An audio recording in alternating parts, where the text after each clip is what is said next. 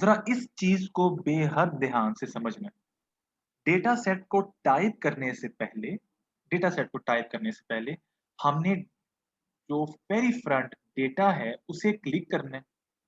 बिल्कुल ऊपर, ये ऊपर लिखा हुआ है फॉर्मूलाज के साथ। डेटा में अगर मेरे पास ये लास्ट ऑप्शन नहीं ना है, एनालाइज, तो मेरे पास कोई भी एनालिसिस एक्सेल सॉफ्टवेयर पे नहीं हो सकता। ग्राफिकल प्रेजेंटेशन हो सकती है, लेकिन जो दूसरे रेगुलर एनालिसिस हमने करने होते हैं वो नहीं होंगे। तो अगर आपके पास एक्सेल में ये डेटा एनालिसिस शो नहीं हो रहा, तो आपने क्या करना है, मैं जरा पहले उसका तरीका बताने लगा हूँ। फाइल में जाना है, फाइल में जाके ऑप्शंस में जाना है, ऑप्शन में जाके लिखा हुआ है ऐड इंस्ट्रक्शंस, ऐड इन्स, इस पे क्लिक करना है। ठीक है, जब आप क्लिक करेंगे ना तो एक डायलॉग बॉक्स, जिसे आप विंडो कहते हैं, न्यू विंडो अपीयर होगी। उसे आपने गो कर देना, ओके नहीं करना, गो करना है। जब गो करेंगे तो ये जितने भी एनालिसिस टूल किट्स इसके पास मौजूद हैं एक्सेल के, वो ऑटोमेटिकली सामने आ जाएंगे। आपने क्या करना है, सब पे टिक कर देना जैसे मैंने किया हुआ है, और ओके कर देना। ओके जब करेंगे तो ऑटोमेटिकली लोडिंग कुछ होगी, और उसके बाद आपके डेटा ऑप्शन में, जो रिव्यू से पहले और फार्मूला के बाद है, उसमें ये ऑप्शन अपीयर होना शुरू हो जाएगी। ठीक है, अब आते हैं एनालिसिस की तरफ। ये अपीयर करने के बाद डेटा इंसर्ट करना। मेरे पास चूंकि वक्त कम होने की वजह से और समझाने की हद तक मैंने इसमें सिर्फ 7 ऑब्जर्वेशंस ली हैं। आप लोगों को मालूम है कि हमारी जो पैदावार है, वो एक्चुअली खादों पे बहुत लाई कर रही है। अच्छी खाद डालें तो आपकी पैदावार अच्छी होगी। जाहिर सी बात है, जमीन की अब जरूरत पड़ गई हुई है पैदावार के लिए। अब हम इस पे रिग्रेशन रन करते हैं। ठीक है, हमने इसको डेटा इंसर्ट करने के बाद ये लिखा हुआ है, अगर हम 1 kg एक जमीन पे लगाएं खाद की, तो उससे 4 kg पैदावार हो रही है। 2 kg लगाएं तो 5 हो रही है, 3 पे भी 5, 4 पे 7 निकाल है, एक डेटा सेट नॉर्मल सा दिया हुआ है। अब हम इस पे रिग्रेशन रन करने लगे। ये यील्ड जो है ये y वेरिएबल है, यानी कि डिपेंडेंट वेरिएबल है, और फर्टिलाइजर जो है ये इंडिपेंडेंट वेरिएबल है। हमने क्या करना है, सिंपल डेटा एनालिसिस को क्लिक करना है। उसके बाद जितने भी टूल किट्स हमें सामने नजर आएंगे ना, उनमें से हमने रिसर्च करनी है कि रिग्रेशन कहाँ लिखा हुआ है, इट इज रिग्रेशन। तो रिग्रेशन पे क्लिक करना है एंड देन ओके। सही। अब वो कह रहा है कि इनपुट करें y की वैल्यू को। मैं y की जितनी वैल्यूज हैं उसे यहाँ इनपुट कर देना, सिर्फ उसकी वैल्यू को सिलेक्ट करके। फिर कर्सर को नीचे x की वैल्यू पुट करने के लिए सर्च करना है, और जितनी भी वैल्यूज हैं उसको यहाँ सिलेक्ट कर देना। ठीक है, यहाँ तक तो हमारा काम हो गया। इसके सिलेक्शन की हद तक हमें इसे बता दिया कि y क्या है और x क्या है। अब हमने बताना है कि आउटपुट रिजल्ट कहाँ शुरू करें। तो थोड़ी सी मिस्टेक हो गई है, हमें दोबारा इसकी x की वैल्यू एक्सप्लेन करनी पड़ेगी। अब वो कहता है कि आउटपुट की रेंज कहाँ से रखनी है आपने। आउटपुट जो है वो शो करे मुझे यहाँ से, ये मैं ये बताया, और सिंपल इसको ओके कर देना है। बाकी सारे का सारा काम इसी सॉफ्टवेयर का, हमें कोई फॉर्मूला अप्लाई नहीं करना। सिंपल अब इसने कैलकुलेट करके रिजल्ट पैदा कर देना। इसके अलावा दूसरी ऑप्शंस भी हैं, लेकिन वो हाई लेवल काम के लिए, वो अभी के लिए हमें जरूरत नहीं। ठीक है, इसे मैंने ओके कर दिया, तो मेरे पास सारे का सारा रिजल्ट सामने आ गया। तो जरा गौर करते हैं उन सब स्टेप्स पे जिनकी हमें एक्चुअली जरूरत है। सबसे पहले आते हैं आर स्केयर की जाने, कि आर स्केयर क्या बताता है। आर स्केयर ये बताता है, इसमें बहुत से रिजल्ट्स हैं। मैंने आपको क्या बताया था जब हम स्लाइड पे जा रहे थे, हमने बताया था कि आर स्केयर की जरूरत है, स्टैंडर्ड एरर की जरूरत है हमें, इसके अलावा ये सिग्निफिकेंस वैल्यू दी हुई है एफ की, मेरे पास मुझे इसकी जरूरत है, और ये है कॉफिशिएंट, मुझे एक्चुअली इनकी जरूरत है, और ये है इंटरसेप्ट और वेरिएबल, इंटरसेप्ट और वेरिएबल, मुझे इन चीजों की बस जरूरत है, और मेरे पास सारा काम मुझे मिल जाता है। जरा ध्यान से देखिएगा, सबसे पहली बात हो रही है रिग्रेशन स्टैटिस्टिक्स में आर स्क्वेयर की। आर स्क्वेयर का रिजल्ट आया है 0.8601, अबाउट इतना ही है। इसका मतलब ये है कि जो डेटा पॉइंट्स हैं, अगर मैं रिग्रेशन लाइन ड्रा करूं तो 86% वो इस पर लाई करेंगे। दूसरे अल्फाज में जो वेरिएबल x है वो y को 86% तक एक्सप्लेन कर रहा है। ये बेहतरीन रिजल्ट है। स्टैटिस्टिक्स वाले कहते हैं कि नॉर्मली 70-75 से बढ़ जाए ना रिजल्ट परसेंटेज में तो वो अच्छा कंसीडर किया जाता है। तो ये 86 है, ये एक्सेप्टेबल। ठीक है, अब आते हैं स्टैंडर्ड एरर ऑफ एस्टीमेट पे। मैंने बताया था कि जितना ये कम होगा उतने रिजल्ट बेहतर है। इसका रिजल्ट 0.6 है ऑलमोस्ट, तो ये एक अच्छा रिजल्ट है। ठीक है, जितना ये कम होगा, जीरो के बहुत पास आया हुआ है। ये जीरो से प्लस इंफिनिटी तक जा सकता है। जीरो के जितना करीब होगा उतना बेहतरीन रिजल्ट देगा। ठीक है, यानी कि यहां तक तो हमारे रिजल्ट तो बड़े अच्छे हैं। अब आते हैं एफ टेस्ट की तरफ। मैंने जब हम हाइपोथेसिस पढ़ रहे थे तो मैंने बताया था कि हमने टी टेस्ट पढ़ना है, जी पढ़ना है और एफ टेस्ट पढ़ते हैं। एफ टेस्ट यूटिलाइज होता है रिग्रेशन की एवेल्युएशन में। अगर इसकी वैल्यू 0.05 से कम हो, सिग्निफिकेंट की वैल्यू यानी कि 5% से कम हो, तो ये रिग्रेशन काबिल कबूल है, एक्सेप्टेबल के लिहाज से। यानी कि जो हमने मॉडल क्रिएट किया है वो अच्छा मॉडल है। इस मॉडल में क्या है, y hat equals to a plus B X. इसमें यील्ड जो है डिपेंडेंट वेरिएबल है और फर्टिलाइजर इंडिपेंडेंट वेरिएबल है। यानी कि जो आपने वेरिएबल इंक्लूड किए हैं वो वाकई ही उनका इम्पैक्ट है, आपस में लिंक है, ये बता रहे हैं। ठीक है, अब आते हैं हम मेन काम की तरफ। आपको याद होगा मैंने बताया था कि y hat equals to a plus B X. a है y इंटरसेप्ट, यानी कि इंटरसेप्ट की वैल्यू है 3.57143 तकरीबन। ये इंटरसेप्ट की वैल्यू है, यानी कि ये तकरीबन 3.1 से लाइन अगर मैं ड्रा करूं ना इस रिलेशन लाइन को तो वहां से क्रॉस हो वाई एक्सिस। और जो वैल्यू है ना बी की यानी स्लोप की, वो है 0.60।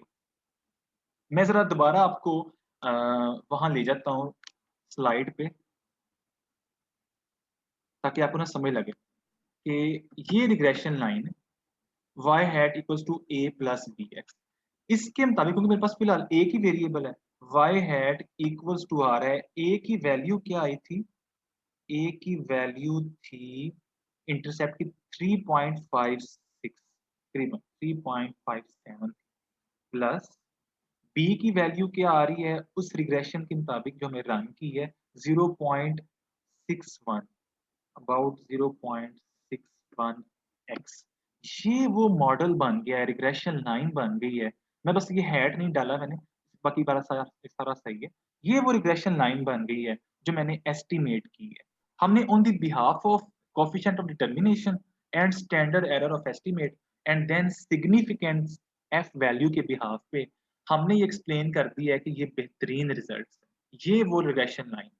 अब मैं x की कोई भी वैल्यू पुट करूं फर्टिलाइजर, मैं सोचूं कि मैं 10 केजी पुट करूं तो फिर कितनी वैल्यू आएगी।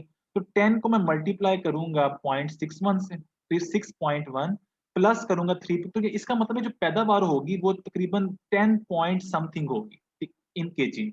ये मैं आने वाले वक्त के लिहाज से प्रिडिक्शन कर रहा हूं। अब यहाँ जरा देखें, वैल्यू है फर्टिलाइजर, क्योंकि x की वैल्यू है 1 2 3 4 5 6 7, यानी कि मैक्सिमम 7 केजी तक अगर मैं यूटिलाइज करूं फर्टिलाइजर खाद तो मेरे पास जो पैदावार है वो 8 केजी हो रही है। लेकिन हो सकता है कि अगर मैंने ये देखना हो कि कितनी पैदावार होगी अगर मैं 10 केजी अप्लाई करूं, मेरे पास ए का जो रिजल्ट है वो है 3.57 प्लस, जैसे मैं बताने लगा हूं कि आने वाले वक्त के लिहाज से अब मैं प्रिडिक्शन कैसे कर सकता हूं। मेरे पास मैक्सिमम 7 केजी फर्टिलाइजर है। अब मैंने ये सोचना है, मैंने देखना है कि यार कितनी पैदावार होगी अगर मैं 10 केजी फर्टिलाइजर यूटिलाइज करूं। इसी तरह आप जब क्वेश्चन करेंगे तो आप ये देख सकते हैं कि आपके कितने नंबर आएंगे अगर आप अपनी अटेंडेंस बेहतर कर लें। For example like all that, अब मेरे पास ए का रिजल्ट ये है क्योंकि रिग्रेशन लाइन है ए प्लस बी एक्स। मैं बी की वैल्यू पुट करता हूँ, बी की वैल्यू थी 0.6 1, इट इज, ये मुझे लिखने दे, 0.61। और अगर मैंने चेक, और आगे आता है एक्स, एक्स था मेरे पास इंडिपेंडेंट वेरिएबल। अब मैं आने वाले वक्त की प्रिडिक्शन करने लगा हूं कि मैं कितनी एक्स्ट्रा खाद डालूं तो कितनी यील्ड आएगी, वो देखने लगा हूं। मैं आपसे बात कर रहा था कि मैं जो है ना पैदावार बढ़ाने के लिए मैं 10 केजी मैं इसमें यील्ड अप्लाई करता हूँ, मैं देखता हूँ कि मेरे पास कितनी सॉरी फर्टिलाइजर अप्लाई करता हूँ तो कितनी मेरे पास यील्ड होगी। इट इज 9.67 केजी मैं इसमें पैदावार हासिल कर सकता हूँ। मैं आने वाले वक्त के लिहाज से अब प्रिडिक्शन कर सकता हूँ और मेरा फोकस बहुत क्लियर है कि अच्छा ऐसा करूंगा तो ऐसा हो जाएगा। ठीक है, ये तो हो गया सिंपल लीनियर रिग्रेशन। लेकिन प्रॉब्लम ये है कि लेकिन मल्टीपल वेरिएबल का क्या मतलब? इधर आते हैं शीट नंबर 2 पे। मैंने आपके लिए एक और डेटा सेट तरतीब दिया हुआ है, लेकिन चूंकि क्लासरूम है ना तो यहाँ डेटा सेट कम ही होते हैं ताकि समझ में आने वाली बात हो जाए, ये ना हो कि मुश्किल लगे क्लास।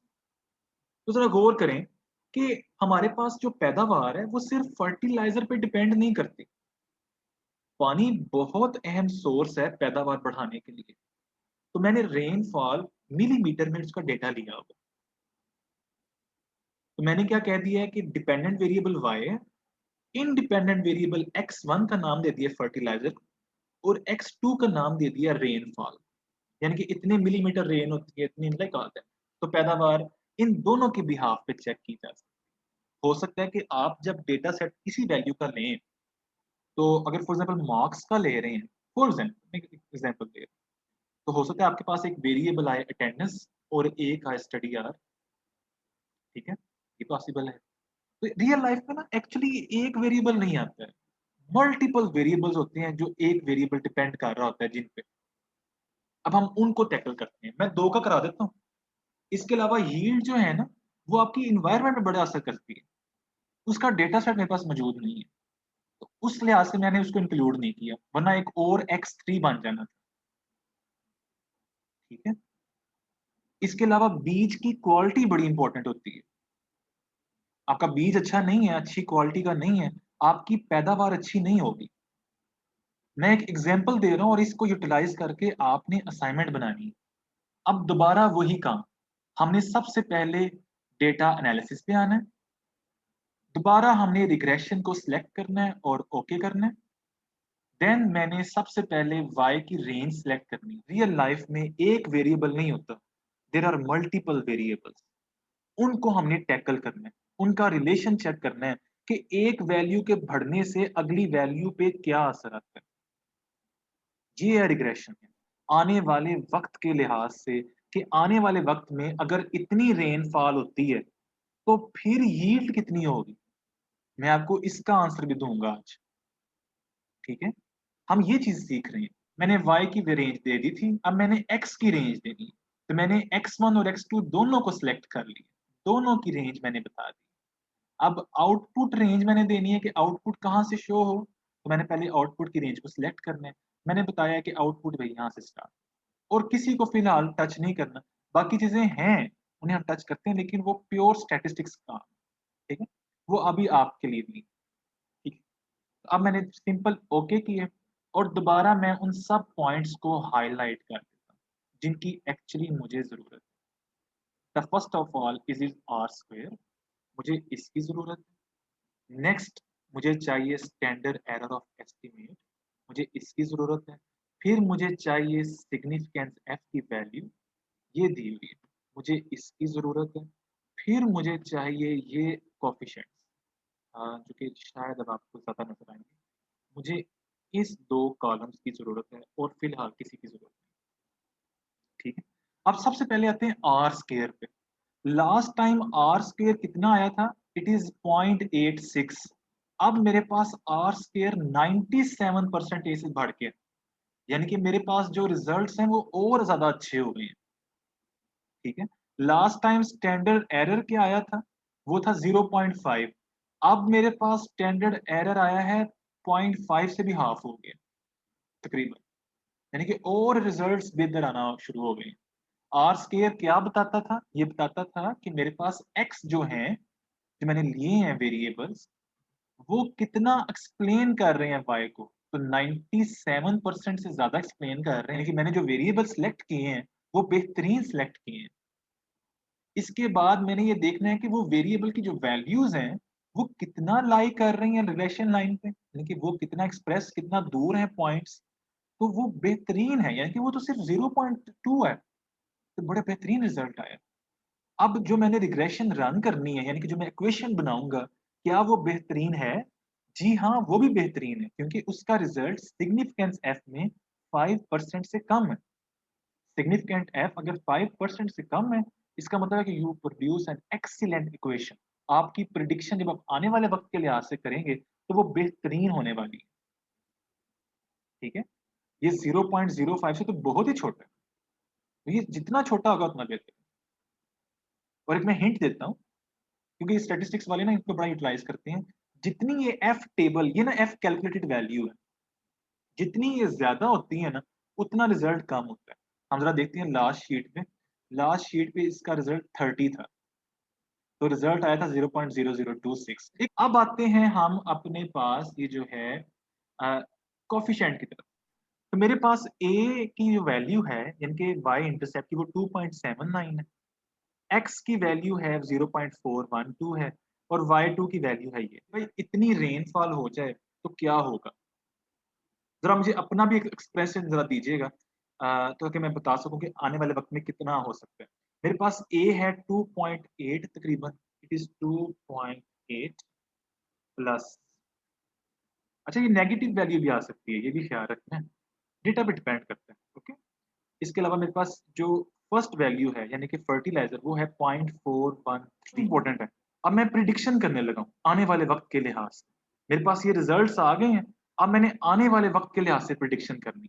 मेरे पास फर्टिलाइज़र की वैल्यू जो आई है 0.413 है। It is 0.413। अब मुझे आपने बताना है कि कितनी फर्टिलाइज़र रखी जाए। मैं कहता हूँ कि चलो मैं 10 केजी फर्टिलाइज़र डालता हूँ, फिर रिज़ल्ट्स हम देखते हैं क्या आते हैं।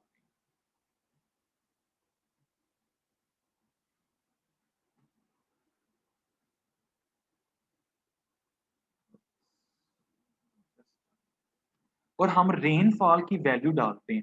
अपने पास से सेट करते हैं कि अगर पंजाब में नेक्स्ट इतनी बारिश हो जाए, तो मेरे पास जो मेरी पैदावार है, वो कितनी हो सकती है?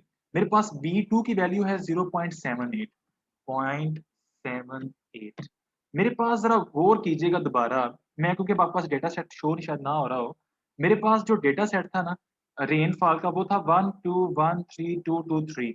मैं सोचता हूँ कि यार आने वाले दिनों में अगर मेरे पास रेनफॉल जो है वो तकरीबन हो जाए 0.5 मिलीमीटर, तो मेरे रिजल्ट्स कैसे आएँगे अगर मैं 10 केजी यील्ड फर्टिलाइज़र अप्लाई करूँ? तो मेरे पास जो यील्ड है वो 7.32 केजी होगी। ये मेरे पास वो रिज़ल्ट आ गया। यानी कि आने वाले वक़्त के लिहाज़ से मैं डेटा को समझ के, अंडरस्टैंड करके on the behalf of the experience, मैं सोच सकता हूँ कि अगर ऐसा होगा, तो मेरे पास इतनी पैदावार आ सकती है, ठीक है? ये है जी हमारे पास रिग्रेशन, सिंपल लीनियर रिग्रेशन और मल्टीपल लीनियर रिग्रेशन, जो कि हमारे सिलेबस का हिस्सा है।